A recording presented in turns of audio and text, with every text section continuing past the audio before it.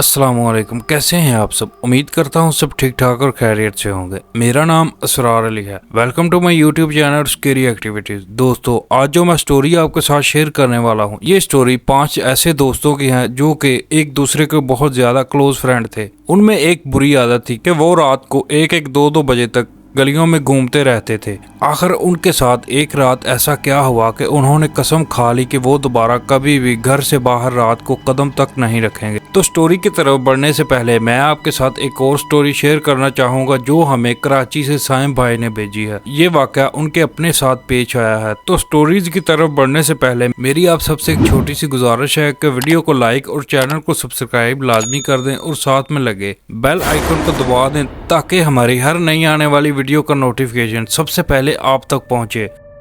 अस्सलाम वालेकुम असरार भाई। ये वाक़या जो मैं आपको सुना रहा हूँ, ये वाक़या मेरे अपने साथ पेश आया था। न्यू कराची शफीक मोड़ के पास 2001 में हमने एक किराए की जगह पर न्यू फैक्ट्री का प्रोजेक्ट लिया था। जहाँ ये फैक्ट्री थी वो एक बड़ा प्लाट था जिसमें 3 पोर्शन पर मुख्तलिफ फैक्ट्रीज थी। गेट से दाखिल होते ही चौकीदार का रूम, फिर 2 तरफ 2 फैक्ट्रीज और सामने हमारी फैक्ट्री थी। हमारे पोर्शन में दाखिल होते ही सामने ऑफिस, एक तरफ गोदाम में कच्चा माल और दूसरी तरफ मशीनरीज लगी हुई थी। इर्द गिर्द में 3 तरफ खाली प्लाट थे और गेट के सामने चाय का होटल और एक पान की दुकान थी। हमारा काम नया नया था तो अक्सर वही सैम्पलिंग वगैरह बनवाते थे और देर रात तक वहीं बैठे रहते। खाना और चाय सिगरेट के दौर भी चलते थे। एक रात करीब 10-10:15 पर लड़के को खाना और चाय सिगरेट लेने भेजा हुआ था कि अचानक बारिश हो गई। थोड़ी देर बाद खाना आ गया तो सब साथ मिलकर खाना खाने लगे। इसी दौरान बातों बातों में लड़के ने कहा कि हमारी फैक्ट्री की छत पर शायद चौकीदार की बीवी या बेटी बारिश में लाल जोड़ा पहने अकेली नहा रही है। हमने उसे समझाया कि ज़्यादा मत देखना, ये पठान अपनी औरतों के बारे में काफ़ी सख्त होते हैं। अगर उन्होंने कुछ गलत समझ लिया तो तुझे मार कर यहीं किसी खाली प्लाट में दफना देंगे। खाने वगैरह से फारग हुए तो बारिश भी रुक गई थी। हम सब घर के लिए निकलने लगे। गेट से गाड़ी निकलने लगी तो दानिस्ता नज़र वही छत की तरफ गई तो वहाँ उस वक़्त भी कोई लाल चादर या दुपट्टा ओढ़े बैठा था। 2-3 दिन गुजर गए, बात आई गई हो गई। फिर अचानक एक बार फिर दिन के वक़्त बारिश शुरू हो गई। इस बार बारिश कुछ ज़्यादा तेज़ थी। हमारे पोर्शन में गोदाम वाली तरफ छत से पानी आने लगा तो हमने जल्दी जल्दी ड्राइवर से माल साइड में करवाया और लड़के को चौकीदार के पास भेजा कि ऊपर छत से पानी आ रहा है तो हमें ऊपर जाकर प्लास्टिक बिछाना है ताकि पानी अंदर ना आए। मगर वो लड़का वापस आकर कहने लगा कि चौकीदार तो कह रहा है कि ऊपर जाने का कोई रास्ता नहीं है, आप खुद किसी सीढ़ी का बंदोबस्त कर लें। हमें फ़ौरन वो छत पर बैठी औरत याद आ गई तो मैं खुद चौकीदार के पास गया और उससे कहा कि जहां आपकी फैमिली रहती है हम उस तरफ से चले जाते हैं। चौकीदार हैरान परेशान कहने लगा, हमारी तो फैमिली गांव में है, छत पर तो कोई नहीं रहता, ना ही कोई रास्ता है, तो औरत कहां से आ गई? चौकीदार ने जब बताया कि ऊपर छत का रास्ता नहीं और कोई रहता भी नहीं, वो सुनकर हम खौफजदा तो हुए मगर बारिश का पानी छत से आ रहा था, इसको रोकना भी था। तो बराबर पोर्शन वालों से सीढ़ी लेकर लड़कों को भेजा कि छत पर ख्याल से जाकर प्लास्टिक शीट बिछा आओ। वो ऊपर गए और वापस आकर बताया कि छत पर कुछ कचरा था जिससे पानी जमा होकर नीचे फैक्ट्री में आ रहा था। वो दिन तो खैरियत से गुजर गया मगर जिस औरत को लाल लिबास में देखा था उसने दूसरे दिन सुबह ही अपना असर दिखाना शुरू कर दिया। हुआ यूं कि लोडर का ड्राइवर सुबह बाथरूम गया तो उसने बाथरूम में चीखना शुरू कर दिया। हम सब वहां गए तो दरवाज़ा अंदर से बंद करके वो ज़ोर ज़ोर से चीख रहा था कि वो औरत बाथरूम के बाहर खड़ी उसे घूर रही है। हमने उसे बताया कि कोई नहीं है, तुम बाहर आ जाओ।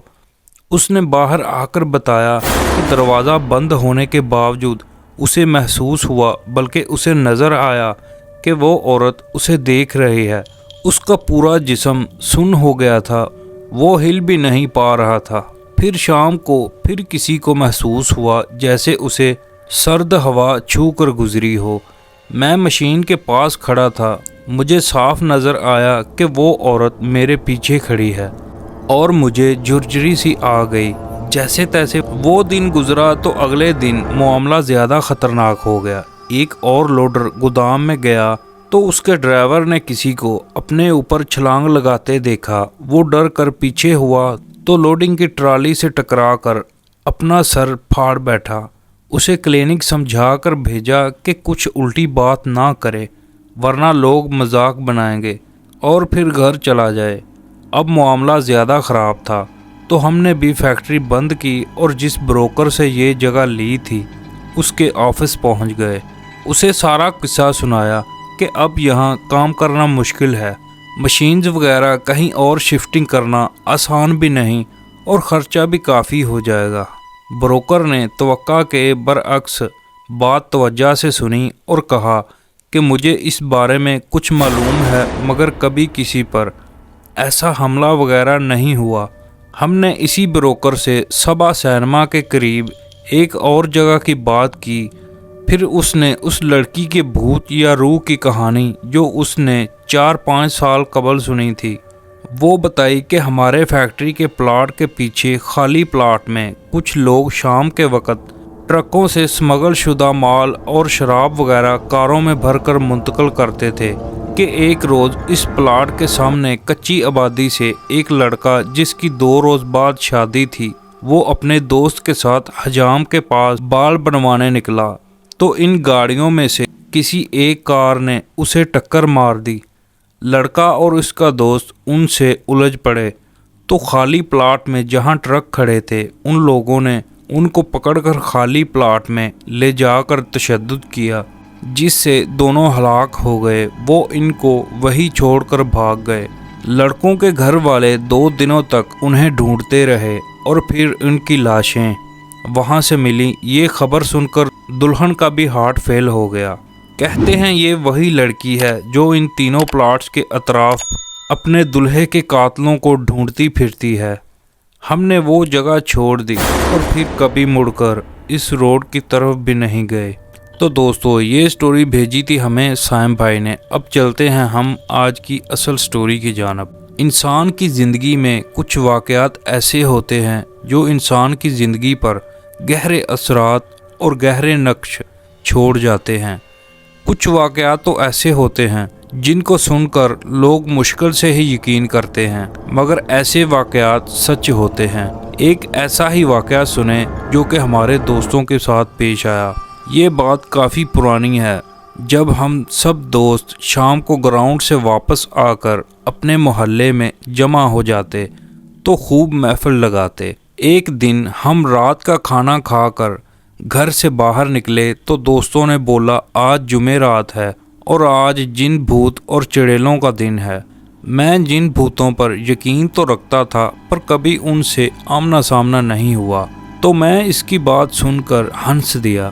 اس نے میری طرف غصے سے دیکھا اور بولا یہ جو گاؤں سے باہر کھیتوں میں جامن کا درخت ہے اس پہ آج جن بھوت آئیں گے، اگر نہیں یقین تو تم سب میرے ساتھ جا کر دیکھ لو۔ ہم سب نے حامی بھر لی اور اس کے ساتھ چلنے کو تیار ہو گئے۔ میں اس دوست کا نام بتاتا چلوں، یہاں اس کا نام ندیم تھا اور وہ اکثر رات کو اکیلا کھیتوں میں گھومتا رہتا تھا، اس لیے اس پہ کچھ دوستوں نے یقین بھی کر لیا تھا پر ہم نے یقین نہیں کیا۔ ہم 5 دوست تھے جن کے نام تھے عابد، ناصر، ساجد، مدثر اور ندیم۔ جیسے ہی عشاء کی اذان ہوئی ہم نکل پڑے اس کے ساتھ کھیتوں میں جن بھوت دیکھنے۔ رات کافی گہری ہوتی چلی جا رہی تھی تو ڈر بھی لگ رہا تھا۔ ابھی ہمیں چلتے ہوئے 10-15 منٹ ہی گزرے تھے۔ ایک کھیت سے بکری کے چھوٹے بچے کے بولنے کی آواز آئی۔ عابد نے بولا رکو، یہاں پاس سے کسی جانور کی آواز آ رہی ہے۔ سب رک گئے اور خاموشی سے آواز سننے کا انتظار کرنے لگے کہ کہ کس طرف سے یہ آواز آ رہی ہے۔ ابھی تھوڑی دیر ہی گزری تھی کہ بکری کے بچے کی آواز دوبارہ سنائی دی۔ ندیم نے فوراً بتایا آواز اس طرف سے آ رہی ہے، جو 2-4 کھیت چھوڑ کر ہی برسین کا کھیت تھا، آواز وہاں سے آ رہی تھی۔ سردیوں کے دن تھے اور ان دنوں میں برسین عام ہوتا ہے۔ سب دوست اس طرف جانے لگے تو ناصر بولا، چھوڑو یار، جو بھی ہے ہمیں کیا لینا دینا اس سے، ہم جس کام کے لیے جا رہے ہیں اس طرف چلو۔ پر کوئی بھی نہیں مانا اور برسین کے کھیت کی طرف بڑھنے لگے سب ہی۔ وہاں جا کر دیکھا تو ایک چھوٹا سا بکری کا بچہ وہاں کھیت میں بیٹھا تھا۔ ہم میں سے کوئی کچھ بولتا اس سے پہلے ہی ندیم نے کہا، لگتا ہے جو یہاں بکریاں چروانے آتے ہیں ان کا رہ گیا ہوگا، اس کو اٹھا لو، صبح پتہ لگا کر واپس کر دیں گے۔ سب نے اس کی بات سے اتفاق کیا اور ایسا ہی کیا۔ اس کو ہم نے اٹھا لیا اور اپنی منزل کی جانب بڑھنے لگے۔ رات کافی گہری ہوتی چلی جا رہی تھی اور ہمارے ڈر میں مزید اضافہ ہو رہا تھا، کیونکہ کھیتوں میں طرح طرح کے جانور کی آوازیں آ رہی تھیں۔ مدثر بولا، یار ہم کو واپس جانا چاہیے، آگے بہت خطرہ ہے۔ سب اس پہ ہنسنے لگے اور اس کو ڈرپوک کہنے لگے۔ خیر وہ خاموشی سے ان کے ساتھ چلتا رہا۔ پھر راستے میں ہمیں سیٹی کی آواز سنائی دینا شروع ہو گئی۔ سب رک گئے اور ایک دوسرے کی طرف دیکھنے لگے۔ ڈر سب کے چہرے سے صاف نظر آ رہا تھا، پر کوئی بھی یہ نہیں چاہتا تھا کہ ہم واپس جائیں اور اللہ کا نام لے کر اس جامن کے درخت کی طرف بڑھنے لگے۔ ابھی تھوڑی دیر ہی گزری تھی ہمیں چلتے ہوئے تو سامنے ہی وہ درخت نظر آ گیا۔ ہم سب دوست اس درخت سے تھوڑا ہٹ کر بیٹھ گئے۔ سب سے پہلے تو مدثر نے بولا، اس بکری کے گلے میں کوئی رسی وغیرہ ڈال دو تاکہ یہ کہیں ادھر ادھر نہ ہو جائے۔ سب دوست رسی ڈھونڈنے لگے اور جلدی ہی ایک چھوٹی سی رسی مل گئی تھی۔ اس کو ہم نے اس کے گلے میں ڈالا اور رسی ناصر کو پکڑا دی اور سب کی نظریں اس درخت پہ جمی تھیں۔ 10-15 منٹ ہی گزرے تھے کہ اس جامن کے درخت کے اوپر سے ایک باریک سی لال رنگ کی لائٹ نظر آئی۔ وہ لائٹ اتنی باریک تھی اور اتنی تیز تھی یہاں بتانا مشکل ہے۔ وہ لائٹ کبھی درخت پہ جاتی، کبھی درخت سے نیچے آتی۔ ہمارا خوف کے مارے برا حال ہو رہا تھا اور ساتھ ہی پراسرار آوازیں آنا شروع ہو گئی۔ ہم سب نے اونچی آواز میں ورد پڑھنا شروع کر دیے۔ کچھ دوست تو وہاں سے بھاگنے کے لیے تیار تھے، ہم نے روک رکھا تھا ان کو۔ پھر سب نے ہی محسوس کیا کہ لائٹ اب ہماری طرف بڑھ رہی تھی۔ جب سب نے یہ منظر دیکھا تو وہاں سے بھاگنے میں ہی بہتری سمجھی اور اتنی سپیڈ سے سب وہاں سے الٹے پاؤں دوڑے اور ہمارے پیچھے اتنی خوفناک آوازیں بلند ہو رہی تھی۔ بس یہی محسوس ہو رہا تھا جیسے وہ بالکل ہمارے پاس ہی ہیں، وہ ہم سب کو نقصان پہنچا سکتی ہیں۔ ہم نے ہمت نہ ہاری اور بھاگتے رہے، ورد کرتے رہے اور واپس گاؤں آ کر سانس لیا۔ جب ہم سب گاؤں کے حدود میں پہنچ گئے تو مدثر نے ناصر کی طرف دیکھا اور پوچھا، آپ کے پاس بکری کا بچہ تھا، وہ کہاں چھوڑ آئے؟ اس نے ہاتھ کی طرف دیکھا تو اس کے ہاتھ میں صرف رسی تھی۔ وہ بولا کہ جب ہم وہاں سے بھاگ رہے تھے تو یہ صرف رسی ہی تھی، بکری کا بچہ کدھر گیا اس کو کچھ معلوم نہیں۔ جب وہاں سے واپس دوڑے تو وہ بکری کا بچہ وہاں ہمارے ساتھ نہیں تھا، صرف یہ رسی ہی تھی۔ کیا وہ سچ میں بکری کا بچہ تھا یا کوئی اور مخلوق تھی؟